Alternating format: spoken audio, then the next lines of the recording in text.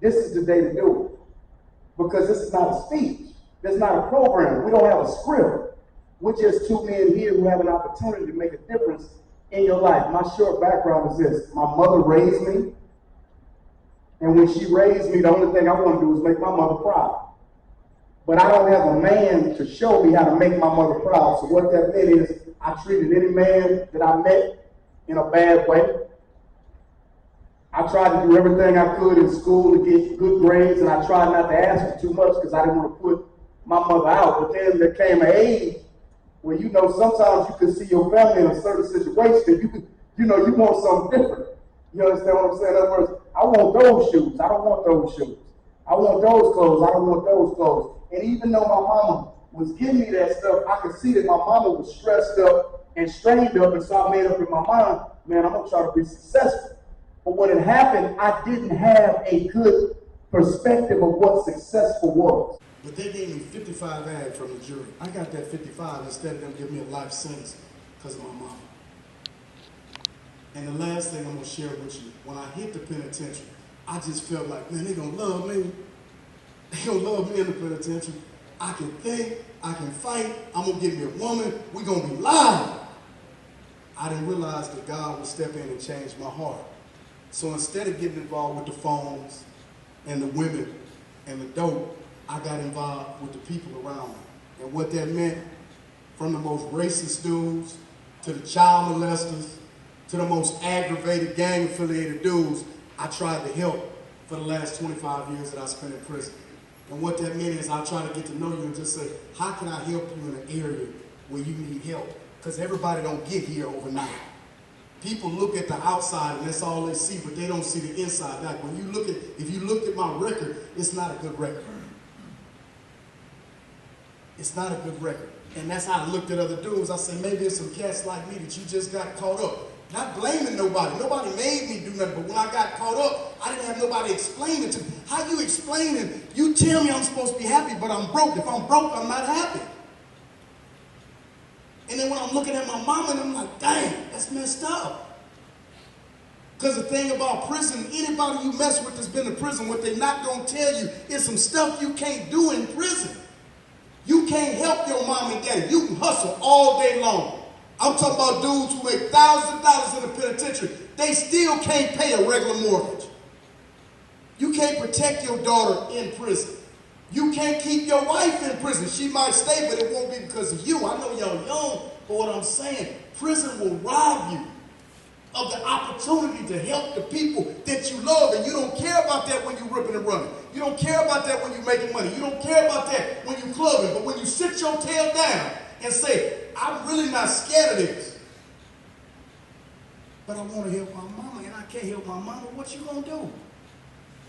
People talk about feeling like a punk. That'll make you feel like a real big punk whenever who you care about, who you know if you was on the street, you could help, and you can't do it, but you run around with us, and we with you, and we looking crazy at each other like, dang, I should have listened. So I thank you for allowing us to be here today, and I hope that you ask some questions that'll help you, and I'm just humbled to be here. God bless you. That's what we come to do. We come to share our experiences, hoping to crack the code. What I mean, crack the code. Some of you have been given information that is not true. Some of you have been sold a dream. Some of you are like me, grew up without a father figure. Grew up without your mother. The young man over here that's one of y'all centers for the basketball team, he said, are you going to share your story? And I will. Because that's the purpose that we come. We're trying to be the walking, talking examples of what we had to go through, hoping that you would get it. Hoping that you would have that epiphany go off right now. Because truth be told, you can get out of here today and you can go get a job without having to check the little box, have you been convicted as a felony as an adult. You can go and get an apartment in your name because you haven't been convicted of a felony as an adult. I don't care how much money either one of us make, how good we're doing out here, we can't even go get an apartment in our lane. So at the age of 11 years old, my mother, she received a phone call. And on the other end of that phone call was my uncle. And he was way in California. And he reported to my mother that my biological father was found floating not too many miles away from here in the Colorado River. He left the house in Bastrop, Texas, and supposedly got into the vehicle with a light blue or white colored van. 5 days later, after getting in that van, he washed up on the shores and 2 fishermen found him floating in the river. At this time, I already had my own lawn service. I was playing Little League basketball. I was playing Little League baseball. I was part of the Cub Scouts, Scouts on. I was doing everything that a young boy would be doing. I had hopes and dreams of following in the footsteps of my grandfather and father when I used to see their pictures when I drive down to Corpus Christi, and above the fireplace they was dressed in their uniforms because both of them had went to the military, the Army to be exact. But the day that I received that news that my father was D-E-A-D, I did not have the vocabulary to accurately express how much that crushed me. I navigated through life trying to find my way. But unfortunately, the only people that was in my life was the drug dealers, the hustlers, gangbangers, and the prostitutes. So I had a messed up vision of what life was supposed to be for me. So what did I do? I would get a check, $247 a month, because my father was in the military, because he had passed away. It's a such thing as a Social Security check to take care of the children. I would get $247 a month given to my mother. And I can recall going in and telling my mother, I said, Mama, I said, I want to give me some Adidas. Yeah, I still rock Adidas. That's all I wear. She said, Albert, I don't have no money. I said, what do you mean you don't have no money? You get $247 a month for Social Security for me and another $247 for my sister. You do have money. And in that Australian accent, she told me, Albert, you don't know nothing about bills. She said, I'm going to give you your money. She said, don't ask for no more money for the rest of the month. Because I had been watching the cuts. Because I had been watching the homies. Because I had developed an envy and a jealousy. Because what they was doing and what they had, I didn't have. So I took that $247. I said, Mama, you can give me the money. I won't ask for no more money. But she didn't know what I was going to do with it. I thought that I was clever. I thought that I was slick. I thought I had been indoctrinated with the street Bible, and so now I'm going to take this $247, I'm going to put up the rest of it, I'm going to take $50 and go buy me a $50 bag of weed. I'm going to take the stems and take the seeds out, and I'm going to cut it up, and I'm going to roll it up in zigzag, and I'm going to take it to school, and I'm going to flip my money. That's how it started for me. I wanted $50 and a pair of Adidas tennis shoes. And I chased that from selling marijuana to powder cocaine, from powder cocaine to crack cocaine, to where I was getting on the Greyhound bus in Victoria, Texas, riding to Houston in my backpack, coming back with 2 and 3 kilos as a kid. I began to make so much money that nobody could tell me anything. In school, I was your role model. I was an A honor roll student. I played varsity basketball, football, baseball, and track.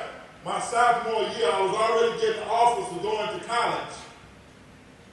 when I went back to the hood, I done what the hood done. Because no matter how many touchdowns I scored, no matter how much dope I sold, no matter how much I repped my block, I was still a crushed little boy up under the uniform. And I had no one to help me unpack the pain, the anger. So I went from selling the powder cocaine to the crack cocaine, gang related. Now I'm putting in work because I'm picking up that iron. In September the 7th of 1991, my two lives crashed in together. I thought that I was bold enough, I was bad enough to discharge a 9mm and shoot a 21-year-old man that never said nothing to me in the back of his head. 5 months later, after being arrested, watching my door get kicked in, watching the officers come and pull my mother to the side, and she frantically got out of her bed in her gown, come out there to see what the ruckus was in the living room, and the only thing that I saw that I could not do or undo or help my mother is when they grabbed my mother by the neck and put a 9mm to her head. I laid on the ground with my hands behind my back, and I was ushered off into the back of the seat of the car. 5 months later, I went before a jury, and every time the district attorney opened up the door and asked for his next witness, y'all tell me who testified against me. My homies. The same reason some of you are sitting here right now. They said what I had on, what I said, what I didn't do, what I did do. They tell a lie on me. They testified against me. After 7 days of going to trial, the jury came in, and I remember that district attorney standing up.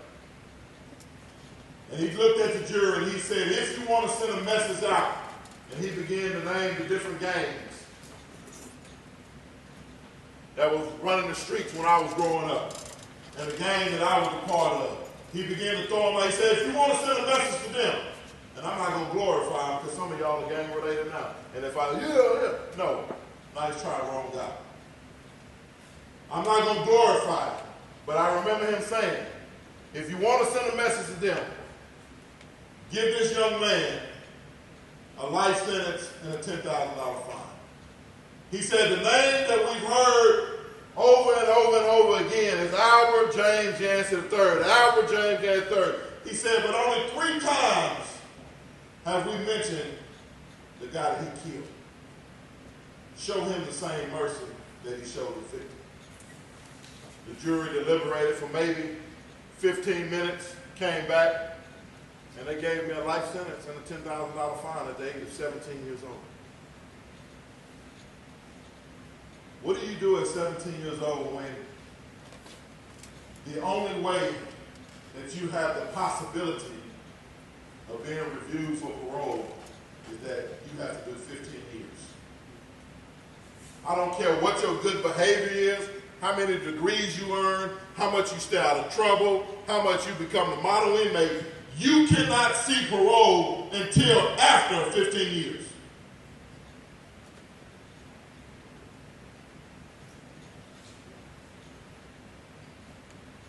But do you think it stopped there for me? Absolutely not. I went into the prison system with the same mentality that I had in the streets. I sold dope in prison. I packed shanks in prison. I had relationships with female officers in prison. I had cash money in prison. And I fought in prison. I was in a total of 7 different riots that could have cost me my life. My behavior in prison took me 17 and a half hours away from my mother. My mother would have to rent a vehicle from Victoria drive to Houston, catch a plane to Lubbock, from Lubbock, rent a vehicle to drive to Lamesa to come and see me. And when she came and seen me, guess what? My behavior had put me in a place that the only way that she could see me was behind the glass. Because every time I came out, I was handcuffed. And I would have to go into the visitation room, and she would look at me with tears in her eyes, and I would bag up, I would put my hand to the slot, stick my hands out, and then I was free to have a conversation with the mother who birthed me, and I can't even hold her.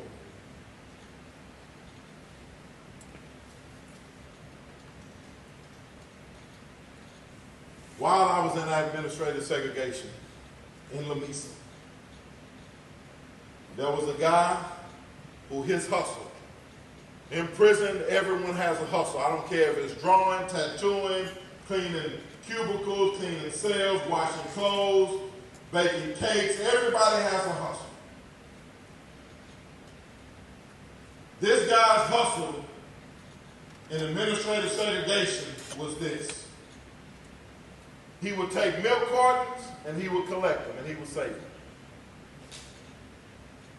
And then he would fill up those milk cartons with urine and feces. And then he would take the milk and mix the milk with it. Some of you ask me, why was he doing that as a hustler? Because there was a demand in lockup. If I have beef with you, and I tell you, hey, catch the yard, and you don't never go to the yard, I'm going to catch you when you're coming from shower. You're going to smell like what he was marinating. So he would sell the stuff, and that's how you wage war while you're in cell. Because I can't get to you. You don't want to go to rec, but you sell warrior the whole time. You talking about my mama, you talking about my grandma, you making me feel like I'm this little. You dealing with my pride. Catch the wreck yard so I can climb the fence. I'm going to cut myself up on the barbed wire. I don't care. I got to get to you. But you don't want to go. So I'm going to send 6 steps. I got you. And I remember the day that the young man who was marinating that feces, urine, and milk took it upon himself to dash an officer. They went in with 2 Ninja Turtle squads. The helmet, the breastplate, the pads, and an electric shield. The first person that hit you with that shield, it's electric. And then you got 4 more other people that's coming after him, and all of them weigh over 250 pounds.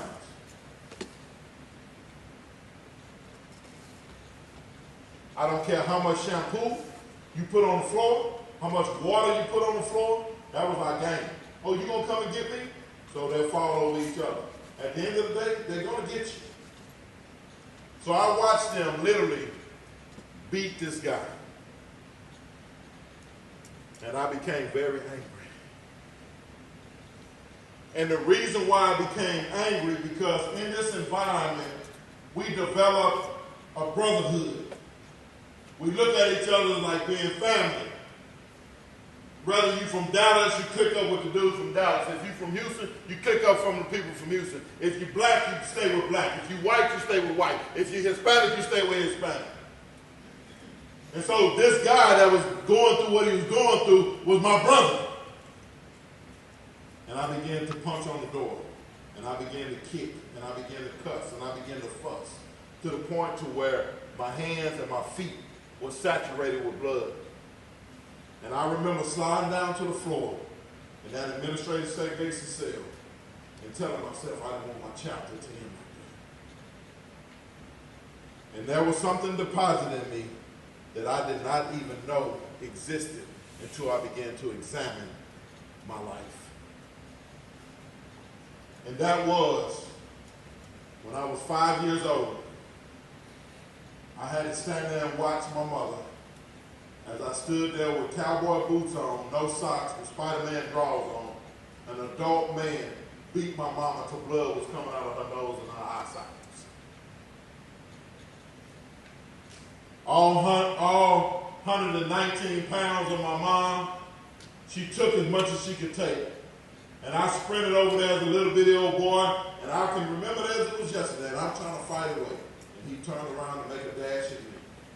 And my mother reached into those pain drawers with the yellow stripe in the middle, with the two blue, and she pulled as hard as she could to where the elastic began to cut in her hand. This day, at the age of 5 years old, the seed that was planted in me is this: that I was the provider and the protector of my family. So when my mother got that call about my biological father being dead, the less possession you are, the more money that you have, and being promiscuous. If you doing those things right there, I'm the man. If I got 4 girls blowing on my phone, I'm the man. If I got the money where I can go to the club, I'm the man. If I can pull up candy paint, wood dash, 84s and Vols, bang and screw, guess what? I'm the man. And if I'm good from the shoulders, or I'll pop that iron, I'm the man. But being a man landed me in prison for 27 years, 5 months, and 1 day. So was that a man? Or was that a mouse?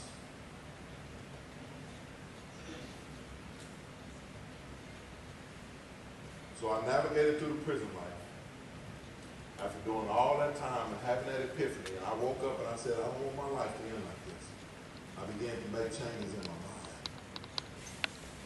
So many times we have as excuses: my father died, my mother was a crackhead, my whatever. Them are excuses for you to do what you want to do. Because when I made my mind up to become a better person, guess what? My daddy was still in the graveyard. I was still serving a life sentence. I was still in administrative segregation. I was still 17 and a half hours away from my home. What changed? Nothing. What changed? Nothing. My mind changed. My daddy was still dead. I was still serving a life sentence. I was still 17 and a half hours away. So why am I saying that? Because it don't matter where you at right now. All you have to do is change your mind. I didn't have no one come to me and talk to me like I'm talking to you today. So the reason why I come back, the reason why I enjoy doing this, because my number is 006100515. I've done enough time for everybody on this side. And he's done enough time for all y'all over here. Y'all shouldn't have to go through what we went through. So what we're going to do is now, I'm going to ask someone to collect the cards. And we're just going to answer your questions, because at the end of the day, we come here for you. Could you or would you be able to contact you so you can be a mentor? Oh, okay. Yes, to answer that question. We're working on that right now because Yancey stays in Houston. I stay in Austin, so we're working on. Somebody say working on. Working on. Yeah, because people don't listen too good. I'm going to say it again. Say working on. Working on. So he owns his own business. I work for somebody and own my own business, but we're trying to get our schedules right to come down and mentor. All right? Okay, I got some questions right here. This one said, how did you feel when you first caught the chain? I was scared as hell. The streets I was familiar with. I'm going to unfamiliar territory now. I'm going to a concrete jungle where I've only heard about, man, you don't want to go to Ferguson, you don't want to go to Clemens. You don't want to go to Ferguson, you don't want to go to Clemens. And then you get to the bird unit, diagnostics, and all y'all nice little pretty house. That's gone, homie. I don't care how much you fight. I don't care how bad you get, it's gone. And then you have to line up. Butt naked. Butt naked. you right here. Hands behind your back.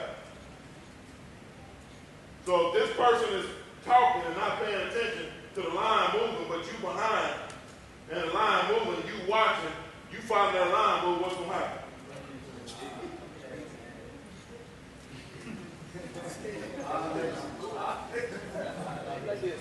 Your first name is gone. You're only going to be known by your last name. Matter of fact, I appealed my case, went back to the county jail after being in prison for 12 years, and my homeboys was calling me Albert. It took me 3 days to know they were talking to me because I had been called Yancey for 12 years. So you lose your identity. That's one thing.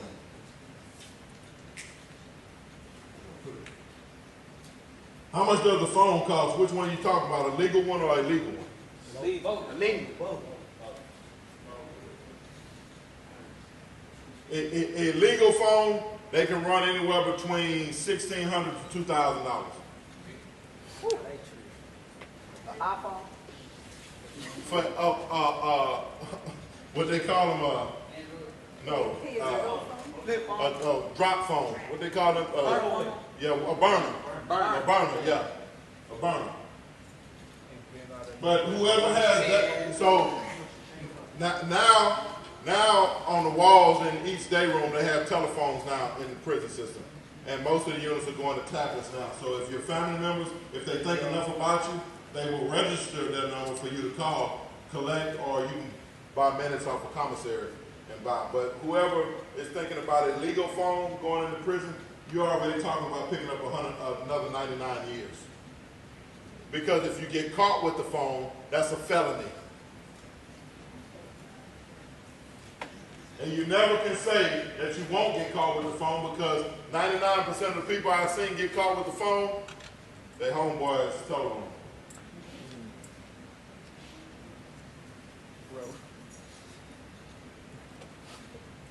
Is it all about race in there?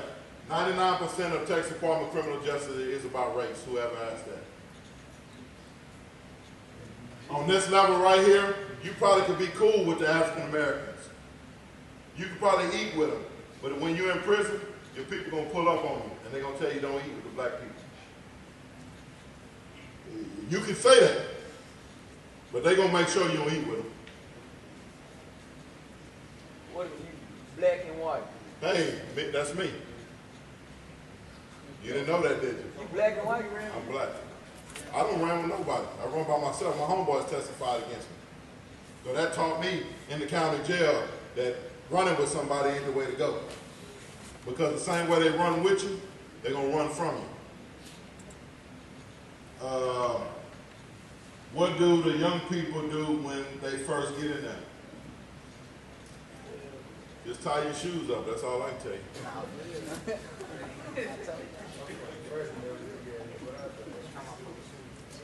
I'm just telling you, and guess what? Some of you feel like you're so tough. Oh, I got that part. That's easy.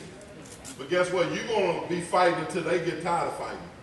And it's going to be 5, 6, 7 of them, 8 of them. And you just coming out of the county jail where you've been eating zuzus and wham wham, and they've been at a bench pressing and doing 1,000 push-ups a day.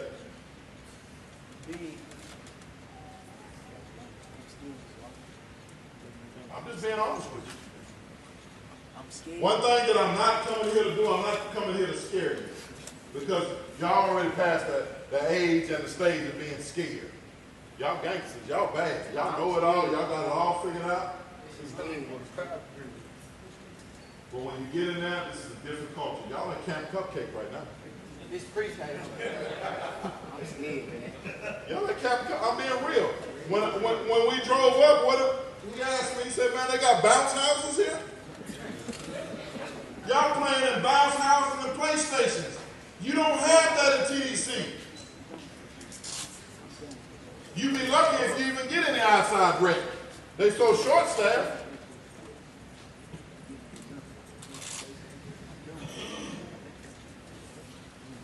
This one said that they really be breaking people. Do they have Priya here? Yup. Okay. Anybody you know that went to the penitentiary since 2013, I'm on the Priya video and I'm basically telling you how to not get your goods took. Why would I do that? Because here's the reality. When I got into the county and I was working out and I'm doing all this stuff, I don't actually realize the dudes that I'm messing with because of my charge. The majority of these dudes have been locked up before.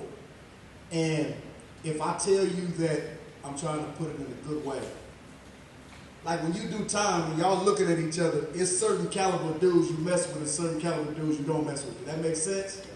Meaning just the way a dude carry himself, that's going to bring you into some circles and some other folks, they're going to be like, nah, I ain't feeling that. Well, the circles I ended up in, a lot of them dudes have done time, so they always tell me stuff. 85% of what they told me was good. 15% of it was crazy. Because I thought fighting was legal. I thought, the way they make it sound, fighting is just legal, fighting.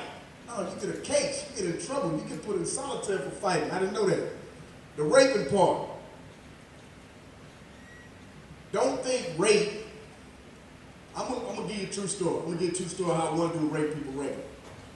He was an older dude, say he was 45. He taped up his toilet seat. So it's taped. So when you come into the cell and you see tape on the toilet, I'm just asking your opinion. What you think about that? Real talk, it's tape. It's duct tape around the toilet. You just come up in the cell. What you think? It's not working. Okay, that's his first thought, fresh meat. I'm saying you come in somebody's cell and the toilet is taped up. The average dude that already got your mind like, what is that? It's like, that's the whole point, because they play mind game. So to make a long story short, the average dude not gonna ask. I said the average dudes, you might not be average. They're not gonna ask what that is, but when they gotta go to the bathroom, they gonna, move the tape. So then he tell you to move the tape, I'm gonna stab you. Now you have a choice. You just walked in this cell. You don't know anything. It's whatever. The toilet is taped. You got to go to the bathroom. If you didn't tear the tape off the toilet when you first came in, now you about to tear the tape off the toilet, and he tells you, I'm gonna stab you if you move that tape. So that's 3 opportunities for him to know I got a rape victim. When you walked in the cell and you seen the tape, you're too scared to ask me. You're a victim. You go to move it. I tell you I'm gonna stab you. You go to explain it. Man, you ain't got to stab me. I'm just a rape victim. So I'm showing you games being played. Rape in prison is more about mind and manipulation than it is somebody big, strong, taking your stuff. I got you. Last example I'm gonna use. Do you have community showers here? Okay, so imagine what Yancey just said. That's true story. 100 and some men, everybody naked. So if you shot, prison ain't the place to go. So everybody naked, you in the line. I'm in the line moving. I don't care what y'all talking about. I'm gonna stay aware. If a dude bump you, what you gonna do? Yancey, a dude bump you. You better beat the brakes. Ain't no accident. See, I'm never gonna threaten you. Sometimes when people laugh at you, think it's an accident. You're not understanding, it's a game. Don't nobody accidentally bump you naked. Now you go in the shower. You asked me about rape. I'm trying to show you. You go in the shower. Watch this. I'm giving you real life story. 100 and some men, we in the shower. It's got 4, what you call them things? Like 4 people can shower right there. If it's 100 and some men and it's only 50 showers and you only have 5 minutes to shower, what you think's gonna be happening up in there? This is a true story. It's only 50 showers. It's 80 some men. When they cut the water on, you got 5 minutes to shower. At the end of the 5 minutes, they're gonna cut the water off, and you just coming from working in the field. So you got to move, bro. Everybody trying to shower. Dude next to you start jacking off. Who said oh? Who said oh? I'm asking the question. Who said it? I'm going somewhere. Watch what I'm saying. Watch this. I'm not being funny. If you went to prison, you grown, right? Okay, if I'm jacking off, what they got to do with you? Okay, so what you talking about? I'm showing you something. You asked me about rape. So you right here, you like, you supposed to tear him off the frame, but you don't know that. So you're going to be like, man, he ain't doing that. He know what he's doing. That's not accidental. So when you say rape, I want you to have in the frame of mind, I just gave you two real scenarios that if you confused right now, imagine if it was happening to you right then. Oh, somebody had their hand up. Okay, what was it? Okay, when he said they prey on the weak, I'm going to say it like this. More friends prey on friends than strangers prey on enemies. Okay, you think I'm not being fly.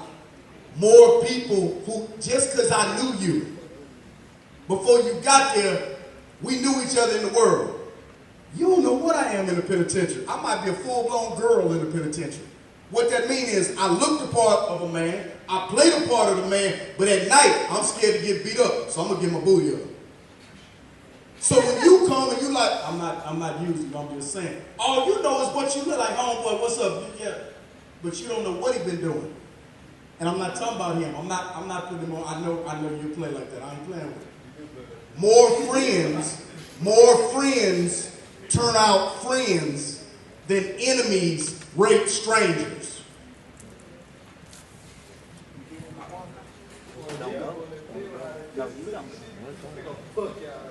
Have you ever got your food took? Absolutely not.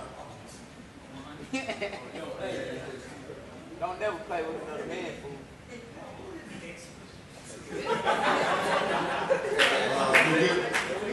And I see that rape, we laughing and we joking and we playing, I see rape is a real problem. Some of y'all scared to go to prison. And this is the reason why I done the cards like this. Because in the back of your mind, when you go into those cells and the lights turn off and you in there by yourself, you're really afraid of what the next step is. But you come out here and you masquerade and you put this facade on like you're really about that life, but inside of you, you were just like I was when I got off the bus and at the bird unit, and then that night they came around with their chain list and told me I was going to Ferguson.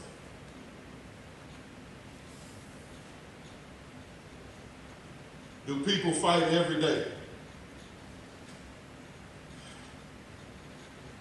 Depends on what custody level you're on. If you're on minimum custody and you working and you going to school and you taking care of your business while you're in prison, you're going to have a fight every now and then. But the more that you get in trouble on minimum custody and you find yourself on medium custody or close custody, it's about that every day. He didn't go into, on the first group of guys that we talked about, they got things called lockdowns, where all you're going to get is a Johnny sandwich, and they're going to tell you 45-day lockdown, and right when you get to 44th day, they come and you wake up in the morning, they got a piece of white paper up under your door said week 1, day 1. You start all over because somebody done something somewhere else.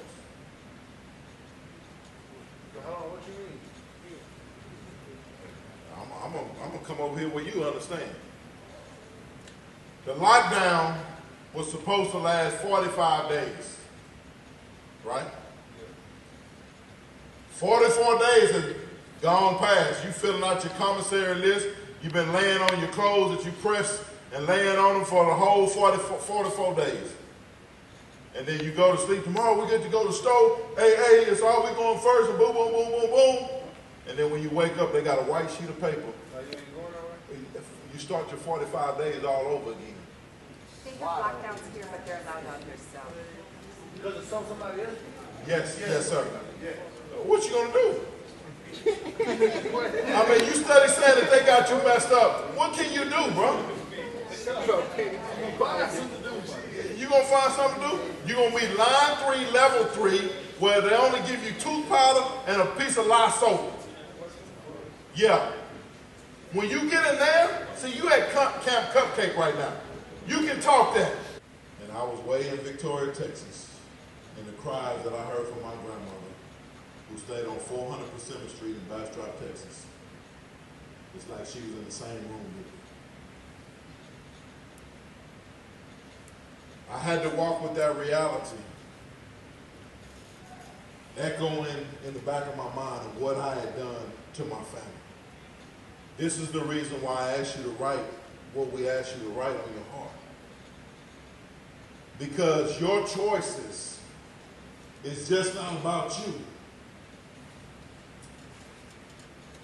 If I was to take you to a pool and give you a rock and tell you throw it into the pool, and I tell you that that rock identifies you,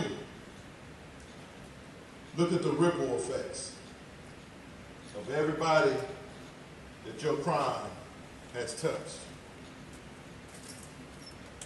not including your victim. They done a story on me in 1994, and the title of the story was From Gang Banging to Praying. Any of y'all ever get out, you can read it. And one of the ways that they described the mother of my victim, they asked her the question, how does she cope with life? And the writer of the article said that the mother reached into a black purse and pulled out a Ziploc bag of pills that she had to take every day for the loss of her son. So I had to carry these things for 27 years, 5 months, and 1 day. Regardless of how much fun I was having in prison and being on the players' pod and all this other stuff that I was doing while I was in prison, when I got up under those wool covers at nighttime and I had to face reality of who I really was, and the mask came off because the homies was gone, my girlfriend was gone, I had to deal with those unspoken things in silence. And some of you are just like me. You're mad at the world, but you're mad at the wrong people. The person that you have to be mad at is yourself, because nothing or no one made you do what you've done to get where you're at. That was a choice. So that's why we're asking you today to begin thinking about what you're thinking about, so you won't spend the rest of your life behind prison walls. At 16 years old, when I was put on probation, one of the conditions of my probation was to go to the Central Unit in Sugar Land, Texas, and go through the Scared Straight program. And I came in and they was rattling on the cages and beating and saying they're going to take your tennis shoes. And some of you got some nice tennis shoes. I'm sorry, you're going to get looked at when you get to prison. And they done all that rattling and all that they was doing. But by then I was already fighting, I was already gang related, I was already selling drugs. So all that barking they was doing, that's all it was a bunch of barking. And I left that prison that day, and I told my mother this. I said, Mama, I said, I'm never going to prison. And she told me, you got it, honey. I said, they didn't have no sugar in their Kool-Aid. The reason why I share that with you is because when you get back to your cell, when you get back to your dormitory, and you begin to get together and talk about this event today, what you liked about it, what you disliked about it, what was real, what was blow up, whatever your takeaway is. I don't want you walking away from here saying that they don't have no sugar in their Kool-Aid. Because if all those people that was roaring and trying to scare me to be straight would have set me down and asked me, what is the real problem? Why are you doing what you're doing? They would have realized that I was a crushed, hurting, angry little boy who was trying to navigate through life without a blueprint. I had no one to show me. So the reason why we're here is to spill over what we had to go through, hoping that for those of you who are proud that you have a red packet, and you're proud that you're going to TDC, and you want to walk around with your pants sagging, and you want to be defiant, and you want to be rebellious, and you're making a transition from TJJD into TDC, I can guarantee you the rules are going to change. And some of you, if you go to the church, you're going to run into us because we also do prison ministry. But we're trying to prepare you if you have to go to that place. You don't have to go to the lower parts of the penal institution in order to find yourself. I've already been there for you. Go in there, get your GED, go to work. Every morning you wake up, look above the door, exit, exit, exit. That needs to be your mindset. Not how to get gang related, not how to mess with the women, not how to masturbate, not how to do all the things that they do in that environment to get out of where you're at, to go back to society and be worse than you were when you came in. Because one thing about TJJD and TDCJ, they're going to keep the light on for you. They got a bed for you. And most of the people, when you go to TDC, you'll see them. They're going to have stripes on their gray uniform. Each one of those stripes stand for 5 years that they've been working there. And you'll see some of them with 6 and 7 of them. You know what they've done in that time? They've sent their kids to school, to college. They've paid for their houses. They've bought their cars. They went on their vacations based on us not wanting to get it right. So that's the reality. So as I close, pass it to Sean. If no man has ever told you that he loves you, that's why we're here. We're here to tell y'all that we love y'all, we care about y'all. We don't want you to go to path. You don't have to. You still got a whole life ahead of you. All this could be part of your past. You made a mistake, so did I. One of the questions said, do you really think people can change? Yes, I do. Yes, I do. As a matter of fact, and I don't know if she wants me to say that, but I'm going to share it. When I first got out of prison, I was selling cars. Right down the street in Seeley, Texas. And I got a phone call one day. They was looking for a car that we had on our lot. And this young lady, she came, she looked at the car, make a long story short, she bought the car. And I had to come and pick her up. And so at this time, I hadn't shared nothing about my past or nothing. And I asked this question. I asked this one question. I said, do you believe that the people that you work for at Gideon State School, the kids that you encounter every day, do they have the ability to change? And she said yes. She said yes. And when she said yes, that allowed me to let my guards down and share who I was. Because I would not have revealed who I was had that person never said that, yes, they believe in people who can change. So you have facilitators around you who wake up every morning to come in here and to pour into you because they actually care about you. It's not about a career.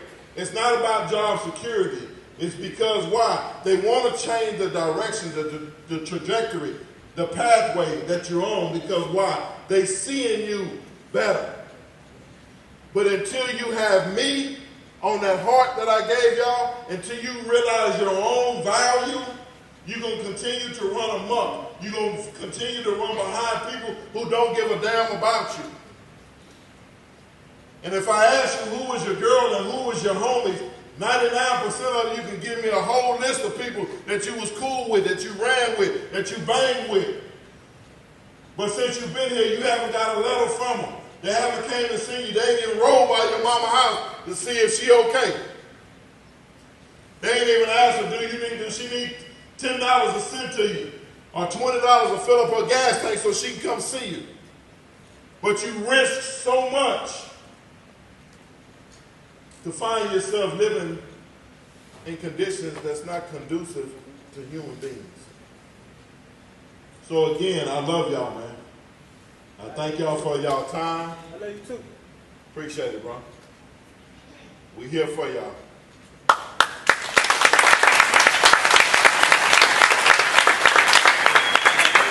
I'm 2 minutes or less. Somebody say 2 minutes. 2 minutes. Somebody say 2 minutes. 2 minutes. I know y'all ready to do whatever. Somebody asked a question when I went to the cars that wasn't addressed. They said, when we got out, did we have help? Yes, we did. Separate things, but we had help. I told you I'd never been to Austin before in my life. I got a bunch of help. I want to let you know if you don't have any help, if you don't have things going on. Since COVID, it's help all over for people who've been locked up. That's juveniles and adults. I don't know why, I can only tell it to you. I got out in 2020. It's jobs for young people.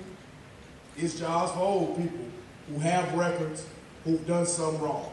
So if you don't have somebody, know that there are organizations, there are churches, and there are actual individual non-for-profits that actually their sole purpose is to help formerly incarcerated people.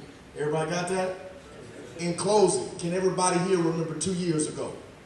I'm just going to look at you. Can everybody here at least remember 2 years ago? Okay. By a show of hands, has anybody had some different thinking occur since those 2 years? It don't matter what, bad, good, anything.